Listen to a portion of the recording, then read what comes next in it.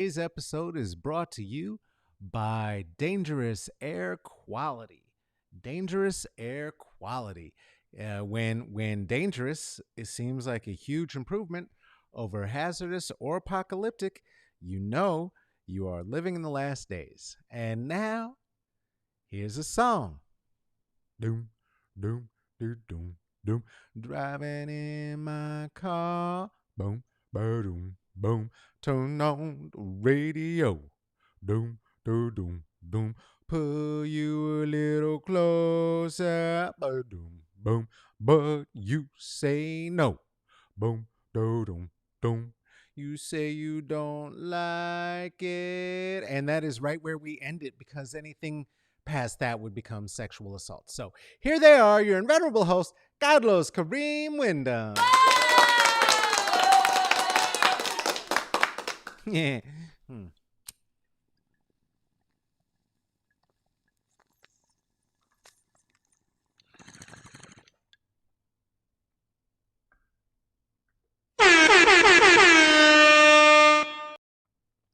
That's the sound. Let us know we're here. How you doing? How how are you doing? That's a loaded question. I need to find a new question. Um, are you doing? I'm doing. Do you have yourself a warm bevy? Grab your tea, grab your coffee, grab your water, grab whatever you need to grab so we can get into it. Grab your socks. Hey, guess what? Is that there's gonna be some guests coming back again. We're gonna start doing that again, starting on Monday, September the 21st. I will be here with Pierre Adeli.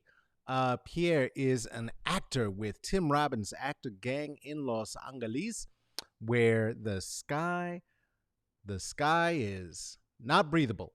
And we'll be here on Monday the 21st.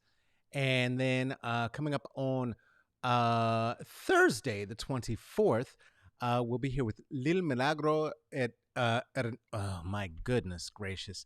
Enriquez. I know how to say Enriquez. I don't know what I'm doing. Something got stuck in my mouth. Ugh.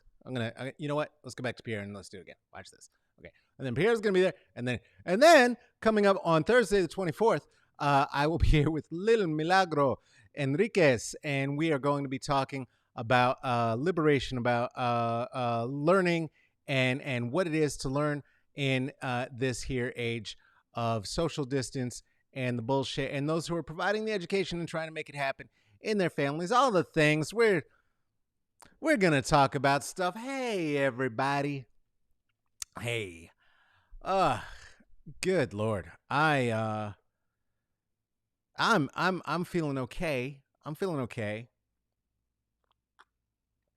A little disjointed, a little out of sorts. For so many reasons. Of course, certainly we are on day I believe it is 8 or 9 or 2030 of the apocalypse skies. Looking out right now, it's the sun is hanging low in the sky like a orange uh bright orange, like a bright orange.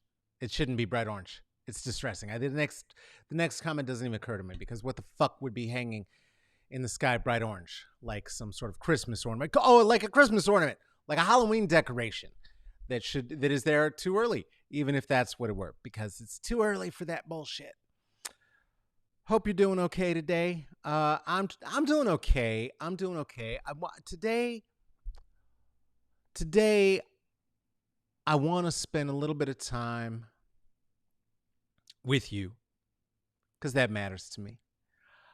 Being a little bit vulnerable, a little bit honest, a little bit truthful. Um, Exploring to find strength through vulnerability, and truth through mindfulness, and to think about what's going on with me today, because I woke up feeling a little bummed, feeling a little out of it, feeling a little agitated, feeling a little angry, and it dissipated throughout the day. But the way that it showed up, it was showing up wanting to just yell about stuff, just yelly. Arr! And I couldn't quite piece together what all was happening. Several things. One, certainly not least of which is again the skies. It's making me head a little foggy. I do have, as we talked about, I talked about yesterday, I have a droid cleaning the air for me now, so I have air I can breathe, and that's great. And does increase the awareness of how long since I've been outside to breathe any air at all. It's a long time now. Um, and just kind of puts a bummer on it and just makes you sick of some bullshit sometimes, you know? And there's some bullshit I've been sick of, and most of this sick of the shit bullshit that I've been sick of recently is men, men, male presenting people, and just kind of how yelly and mean and truly just dickish they are. Uh and I say they are, as somebody who is gender fluid, who, men and boys don't tend to pay a whole bunch of attention to a lot of the things I do because they don't like me. And the fact of the matter is that's mutual. That's mutual. That's not exclusive. But the not liking, if I'm really honest, if I'm really gonna scratch the foil on that lottery ticket and see what's under there and what's truly there, is that I sometimes feel hurt and have hurt feelings for being disincluded or for having shit just yelled at me randomly. Doesn't always make me feel good. Now I know how to deal with it because I was trained in it, right? If you come at me sideways, I kind of got to go, ugh, really, and then take a couple breaths, and I can get up in your ass if I want to. But it's not a skill that makes you feel good inside after you use it. Do you know what I mean? I used the skill. I fended off a heckler yesterday, and then I just had a tickly yuck in my tummy all evening, well into the evening. And it wasn't that the heckler didn't deserve it. The heckler did deserve it. But part of it is that this is not stand up. It says comedy, but it's not stand up. I'm not doing routines and bits. We're just talking and having some time under the philosophers tree, having a smoke. And yesterday, honestly, my feelings got hurt. I'm not even gonna lie. My feelings got hurt. It did. And this is what happened. This person, Tyler Stewart, decided that they wanted to precipitate in the conversation and wanted to offer, after offering a very clear awareness that they don't know what this is or why we're here. And I explained it to them and who it's for and what it's for. Offered that as I returned to the conversation we were having about just dealing with the fires and the suffering that we're dealing with, that Tyler wanted to say, hey, let's just say that California is burning because of fuckstick Gavin, which makes no sense on so many levels. I mean, not least of which is that California itself is only responsible for about 3% of the forests in California, and over 57% belongs to the federal government. And that the fact that we're seeing it burst into flame again has nothing to do with Gavin Newsom at all, who, I mean, thank God Gavin is spending his nights dressed as a bat and warding crime out of the city, beating up the poors. But during the day, it's not Gavin Newsom's mismanagement that has anything to do with why the fires are on fire and in the fiery fires. That's because climate change, which I remembered that Trump then denied, right? And I was thinking about, a couple of things, right? How this friend of ours, new friend Tyler, showed up to just insert an opinion where it was not wanted, which showed, in my mind, an incredible lack of range, because it shows an incredible lack of respect for the idea of consent. Hey, what is this? What are you doing? Well, this is what we're doing, and this is who it's for. Oh, good. Let me offer some of my disgusting hate all over it.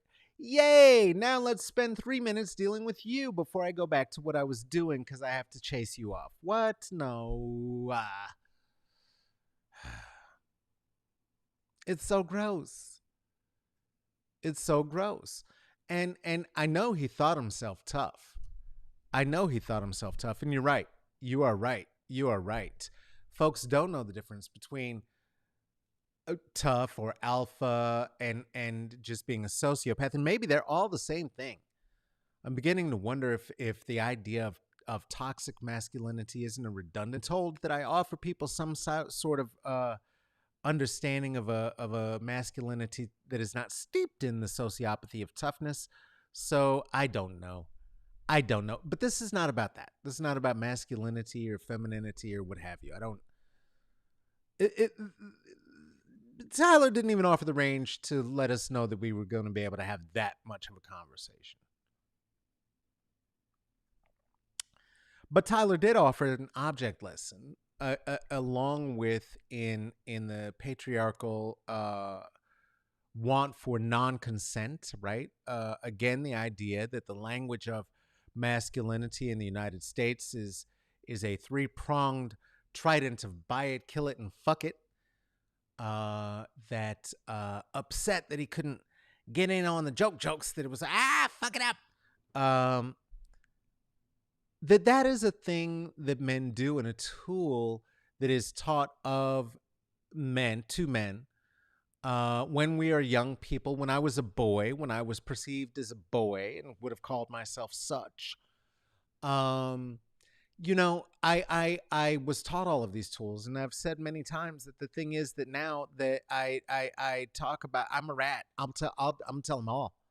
I'm gonna tell them all, and the obfuscation is a favorite, right? The obfuscation. Well, I'm uncomfortable, so now first thing I'm gonna do, I'm just gonna insult you. I'm just gonna insult you, because if I don't understand what's happening, then I'm gonna make a joke of you're different than me. Hi, you're different than I am. Hi, look at. That is a tool, and Tyler was trying to use that. But the more common tool was the verbosity with which the idiocy is met. Verbosity and idiocy put together as verbosity idiocy, and it often translates as into just the yelling man syndrome. And yelling man syndrome is big in this country. In general, but right now in specific for a couple reasons. And that was also on my mind after what he did. Because why did yelling man syndrome just hurt my feelings like that? I was raised in yelling man syndrome. Well, part of it is that I hurt my feelings because when I got yelling man on me, I started feeling yelling man in me, and I don't like it. It felt gross. I know how to use it. I know how to weaponize words as well as anyone who succeeds in the patriarchy. But it just seems like we could do so much better than that. We could heal with words. And I'm not saying that we shouldn't get excited or have energy. We can. But that's different than like yelling at people. And the yelling man model is popular right now, right? From Supreme Court Justice Brett Kavanaugh, who used the yelling man tactic during his hearing. And used it to suggest that and to remind us that he liked beer when the sexual assaults of which he is guilty were coming to light, as well as the misogyny that he yelled his way out of. Like, well, I am so offended that you would even dare. Here's a clue. Anytime you ever hear a male presenting person start screaming about how they are so offended that you would even dare say a thing, You said the thing that they know that they did. You said the thing that they know that they did. Another model of yelly man that we've been seeing quite a bit of recently uh, is the Snoop Dogg of the yelly mans. Um, Snoop, who positions himself in this Cosby light of good fatherhood, right? Of wanting to contribute to the raising of real men, and therefore, before referring to a black woman in ways that only a misogynist, only somebody who hates black women possibly could think to publicly, asked permission of his followers. Because if we're all gross together, right, then if you're gross, if you say I can be gross, then I'm allowed to be gross, and then we're gross together, and then I'm not gross, right? And then since I'm still the pinnacle of being a good man, and of course the yelliness of uh, impeached president, rapist, and presidential candidate No Chill, of just yelling everything whenever you can. Just yell it whenever you get confronted. Calling women names, calling women nasty. He loves especially calling black women nasty. I've I, n- n- Hillary got a nasty, but that she had to threaten him pretty far before she got a nasty. Nasty is a particular and dumb, questioning people's IQs. Woman, man, camera, television.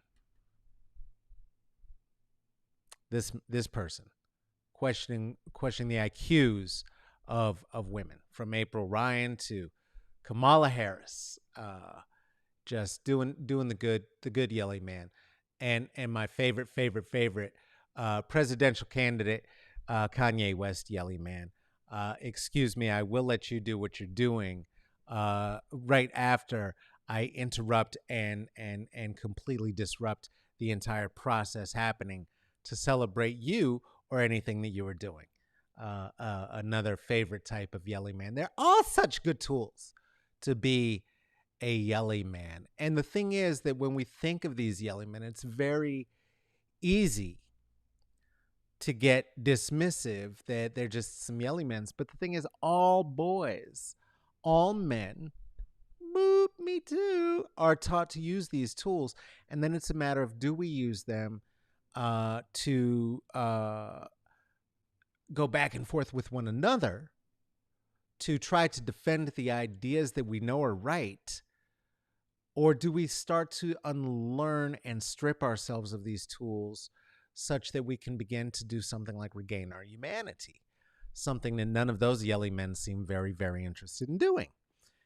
Instead, inflating the yelly men process and presence. Process? No, that's not what I meant. I meant presence. And fluffing it up like a yelly man blowfish. And I'm scared. And then having all the yelly man things happen. How sway? How sway? Yelly man tactics. And I'm a yelly person. I'm loud. I'm verbose. I am loquacious. I have logorrhea. I say too many words that don't need to be as long as they are all the time, like I am just now. Also, tools of the patriarchy, not the yelling man tool, and can be weaponized, but can also be a way to just deconstruct some thoughts, free flow it out, make some jazz. It's not where the words are said, man. It's the words I don't say. Anyway, I was thinking in particular of yelling men and the combination of yelling man and denial, right? Like Tyler had presented earlier, because it's this weird Venn diagram to get to the idea of the stupefying presence of online yelling men, because what ends up happening is that it's a certainty in what you believe that could be based in absolutely no evidence, And then you feel really strong about it, right? For instance, um, I don't know if you know. I talked about it yesterday, but I like to sport. I like to allow myself a little bit of a sport. I love to run. I love to run. I love track and field. Uh, Perhaps gayest sport in history ever, and outside of maybe ice skating. Also, I love a bit of basketball. It's the ballet of it. It's the uniforms of it. And frankly, it's the competition of it. And it's the one place that in my life I had explored yelly madness. You know, I knew how to say all of the yelly man. Get back! I knew how to say all the yelly man stuff. Oh, we ain't got to improve these white boys at all right now. I knew how to say all the horrible things on the court, but I had to stop watching because I found that I couldn't not be a gross, horrible, yelly man, alpha jackhole when I watched the basketballs and the sports. And I would start not only cheering for my team, but against another team. Um, and all of the people involved in this thing, especially the not the spokespeople, what do you call them? The pontificators, the talking heads around sports, the ones with all the chat shows, they love saying little yelly man opinions based in nothing and making large declarative statements. And it's sort of like there needs to be no proof at all. But then when they get caught and caught out for having made ridiculous large declarative statements like, I don't know, Kawhi Leonard is the greatest basketball player in the court or in the bubble or something like that, and then the Los Angeles Clippers get knocked out of the playoffs and don't even get into the actual playoffs themselves, that they don't get in the semis, they don't get to play for the champion, to be the champion of Los Angeles, which they've been claiming since game one. That if you've been writing for that, you look goofy and dumb. And it's a fun thing to cheer for one way or the next, but then you could just go, ah, man, we lost. Better team won. Wow, congratulations. Y'all played your ass off. But that's not how they do it. It's this declaration of what exactly is going to happen. And then when it doesn't, it goes a different way. And one of the yelling men who reminded me that it's got to be a combination of the yelling plus the complete denial of what is happening in reality that really brings the patriarchal argument style to bear. That it was exhibited this morning in one very racist Skip Bayless, who is famous for being racist and hating successful black ball players for being successful and or wearing the wrong laundry often. The ones who wear the laundry he likes quite a bit. So he's got a 20 to 30-year odd love affair with who is it? Michael Jordan, and loves to do this thing where he will use any opportunity to denigrate LeBron James, including having ridden very hard for one Kawhi Leonard all year because Kawhi Leonard was also playing in Los Angeles and might dethrone LeBron James. Skip Bayless seemed to want him dethroned mostly because he knows how good he is at what he does, and he's very, very successful. All right, fair enough. I get whatever gets you off, whatever helps you hate in sports. So this morning he was swearing up and down. He had never, ever in history, ever said that Kawhi Leonard was the best basketball player in the league.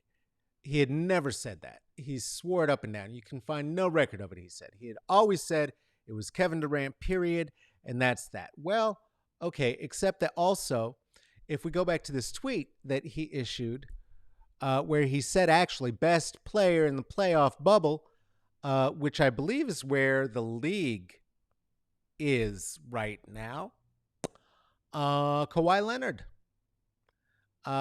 Best mid-range game since, again, the infatuation with Jordan.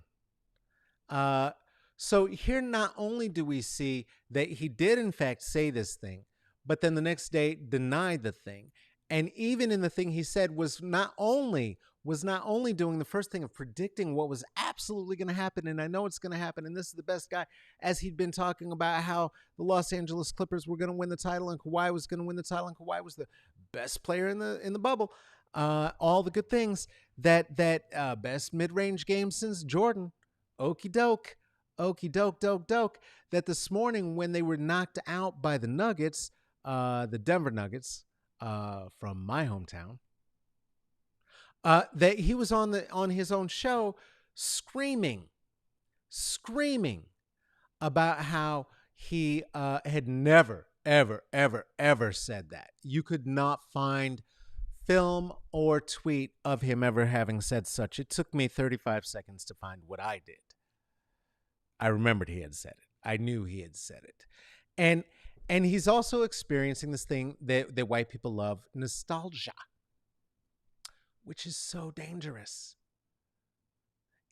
Nostalgia literally is a sickness of longing for home, right? But it's talking about a home in your mind, a home that may or may not have ever existed. For instance, that Michael Jordan is the absolute best basketball player to ever exist and is ever gonna exist and is ever gonna exist. It's crazy. It's crazy. And I do say I like it. I like the debate. And you are absolutely right, my friend Bo. Shannon was giving him the business. And what that looks like on that show is Skip Bayless. Skip Bayless. How can you say?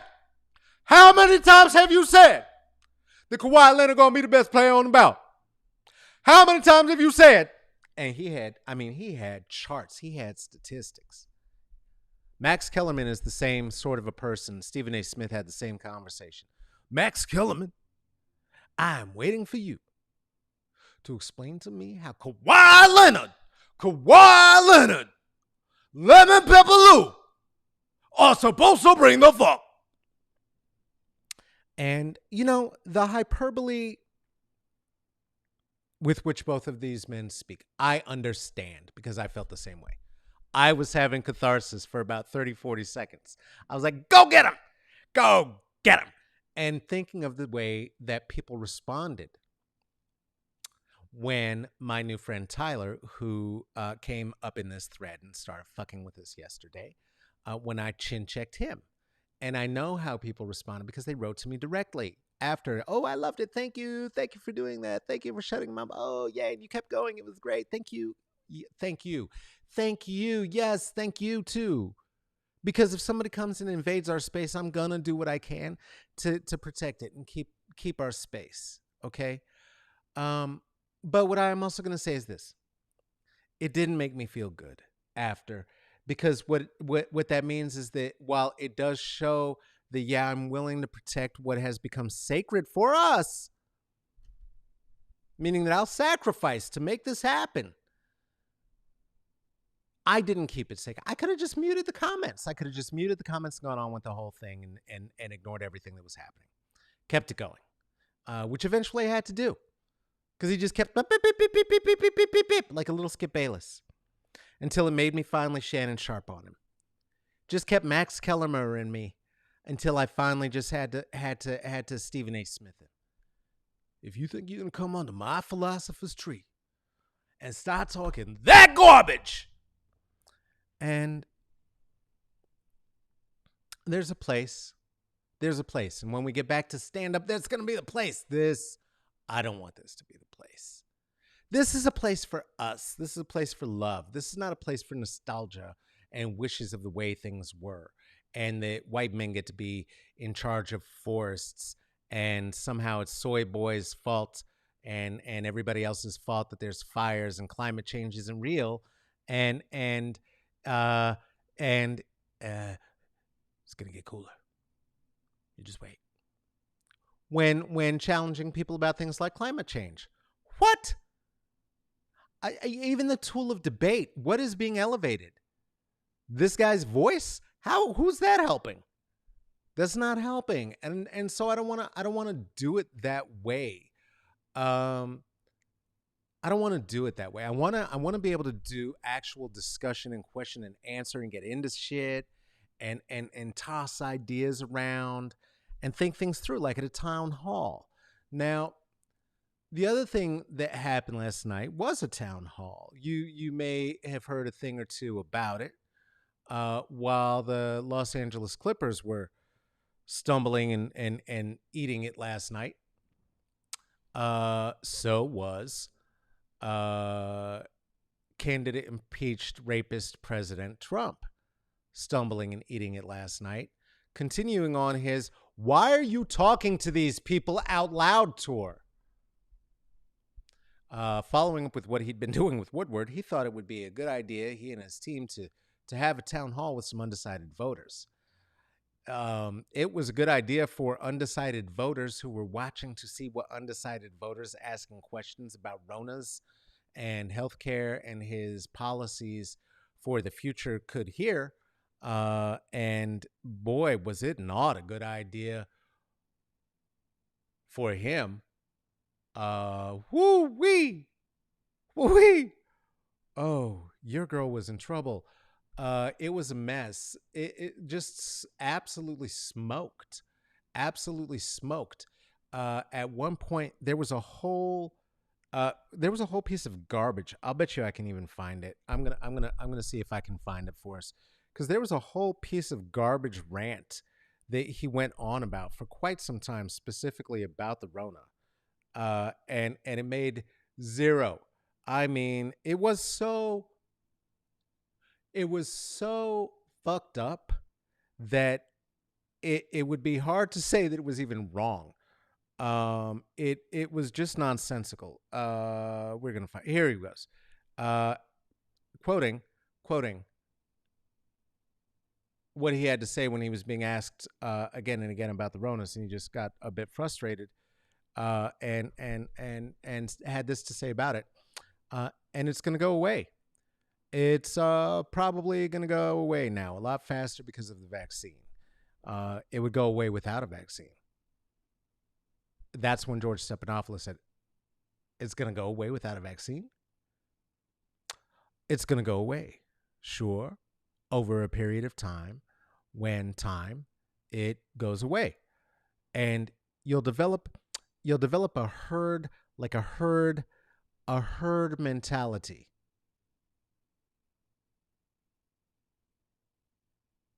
It's going to be a herd developed. And that's going to happen. That will happen. But I really believe we're rounding the corner. Current impeached president and candidate Trump on the coronavirus last night. And it was going so badly that even his girl Laura Ingraham was watching on Fox News and was baffled. She was baffled. She called it an ambush. She said that the president was ambushed. The president called for this thing to happen. It was undecided voters at the thing. They asked fact-based questions about what his plans were for healthcare and for COVID mostly. And he wanted to talk about the economy. And he was very flustered and was talking about a herd mentality. What he meant was herd immunity. To get to herd immunity, 75% of the population would have to actually get the COVID. If 75% of the population got the COVID and 5% of that population died, knowing our total population, that means that well over 6 million people would have to die to get to a place of herd immunity happening. And he was suggesting that that would be okay, but that we're rounding the corner, but we'll get there much faster with a vaccine. We'll also get there a lot faster if you're having super spreader events and calling them campaign stops. Said he's not worried about the people who are unmasked because they're very far away from him. Please notice when you watch those, all the people behind him, they all got masks on. The people in front of him and mixed together, they don't. They don't. It's pretty easy to feel pretty good about that, I guess, if you get tested whenever you want at your will. I guess it's okay to feel that way. Anyway, he fucked it up bad. Fox knew he fucked it up bad. Conservatives all over Twitter sphere were talking about how bad he fucked it up. Today,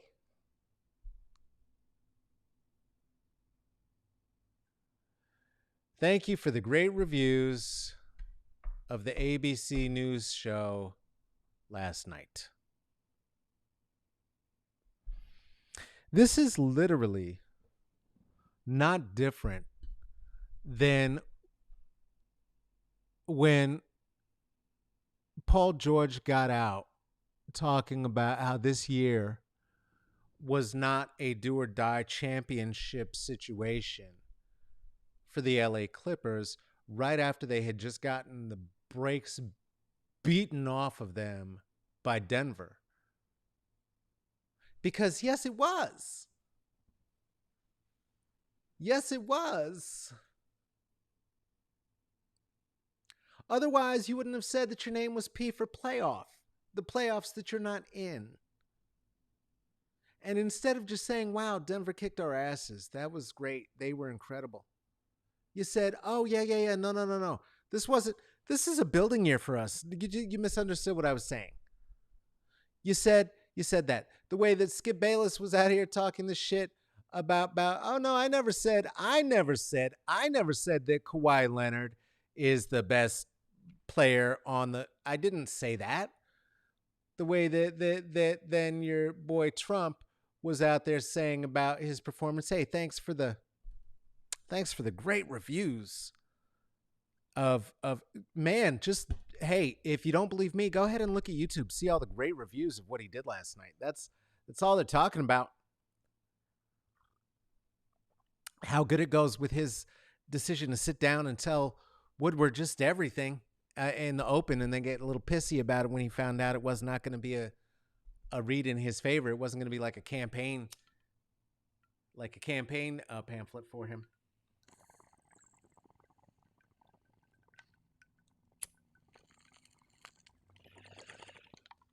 That's when he got out the next day,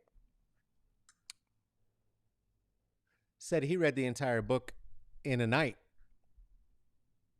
and that it was boring. No, you didn't. No, you didn't. No, you didn't. No, you didn't. You didn't. You didn't. All of that to say that it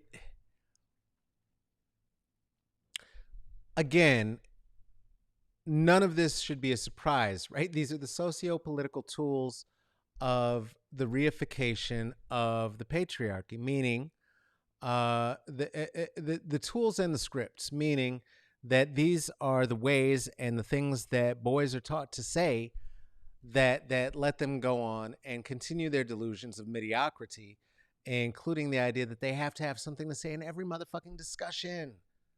Everyone, including those that have fuck all to do with them, and where they have fuck all to do with them, including answering questions like, why are you disregarding me and my people as we look at what's happening with COVID, that you've got an answer for why, or a justification, or saying, no, we're not. No, I'm not, and I hope that isn't true. Well, nice hope, but you're doing it. You're doing it. You're right in the middle of being one of the yelly men talking to us about what you don't do. And that brings us to the very last of your tools, gaslighting. I'm doing what I'm doing, but I see you doing it. Well, you don't see it. We do see it. We do see it. It's transparent. It's pathetic. It's ridiculous. And it's dangerous. It's dangerous. Not only because you're deluding yourself, not only because you're moving into these areas where it makes it impossible for you to see reality around you because of the sounding boards, but it makes it impossible because you can't let go of your old position because it would be too embarrassing to. which is the other part of why men and male presenting people have to be able to figure out how to call people in and quit calling people out. Because when we call people out, then they can't say, hey, yeah, maybe this bright orange sky is a factor of climate change, and not because I'm not raking the fucking forests. But it's too embarrassing. Yeah, maybe I did say that. Maybe I did. And maybe I was wrong. And maybe when I said it, I contributed to putting too much pressure on this person such that it contributed to their collapse and demise in this part of what they were doing. Maybe that. And maybe then we can find ways to move past the dangers of the denialism and into a place where we can start finding ways to move forward together, looking for actual science-based solutions without feeling threatened that science might actually know a thing. And we can call each other in with compassion and with grace and with vulnerability, and showing that not in the jackass bullshittiness of defending positions that you know aren't real. To the extent that you get embarrassed, you start laughing, lying, and looking even more ridiculous. And we have to move to a place where I hope we can move to a place where ultimately, while we reach to embrace our own divine femininity across the board and across the globe, that it will bring us closer to a place of being able to embrace those who have been trapped in masculinity and to agitate them into a discomfort where they are looking, and a mindfulness where they are looking for a different way to walk in this world of their own. Or the other way to look at it is, fuck you, Tyler! This has been another episode of Smoke and Mirrors. Yes, it has. Hey, you can become a patron of it. That'd be fine. A lot of people have. And the way you do that is at the Patreon. That's the Smoke and Mirrors CCB. There are tiers there where you can do that. Ruthie and Erica, Amber, Aaron, Seth, Lisa, Kristen, Renice, Michael, Natalie, Juliet, Tarika, and Tracy have all paid the cost to be the boss. That's why they all have their very own exclusive Portland 2020 Carlos Wyndham trading card with a little jokey joke right on the front, because comedy. Woo, comedy. Hey, you know what else would be great, though? Another way that would be very helpful, thing you could do. Oh, my God. Okay, speaking of stumbling. Woo, I apologize. I'm not going to pretend that didn't happen. It happened. Hey, help me out. Would you help me out? Here's how you could help me out. Share the show. Share it. Share it on your page. Share it to a friend. Share it to an enemy. Let them hate tweet us. That'd be fine. Drop $5 on it. You can do that at Venmo at Carlos-Wyndham. You can do that at Cash App at $CK Wyndham. You can do that at PayPal /me.CK Wyndham WIND H to the A to the M. Catch us out there on the IG. That's Instagram, olds. That's Smoke and Mirrors CCB for the comedy and the culture and the bullshit. Write to us with a suggestion about some things to talk about. Someone who we should talk with. You tell me to fuck off. You can do all that right there at smokeandmirrorsccb@gmail.com. You could read some words that I write without having to hear my voice at Twitter at Caballo Negro. Right up to Twitter at Caballo Negrito. And this is an event that has been produced and hosted by myself, Carlos Kareem Wyndham. This is also produced by Tracy Tatamy. Hey, the West Coast people, the air outside, I know it looks cute, especially if you're in the Bay. It's not. There's still particulate matter in the air. Stay inside. Don't go outside. Don't go outside. Take care of yourself. Take care of each other. Stay inside. Wash your hands. If you do have to go outside, for God's sake, wear a mask. And if you don't have an N95 mask, don't go fucking, or N17 or NC17, triple X mask. Don't go out there because the breathing is no good because of the air, because of the fires, and not it's not just gonna get cool. Take care of yourself. Take care of each other. I will be back here tomorrow because tomorrow's Thursday, and then I won't be back here until next week when I'll be back here with my guest. Thank you so much for spending some time. If you're on the YouTubes, there's YouTube things you're supposed to do. Smash them and check them and ding them. That'd be fine too. Okay. I love you. Goodbye.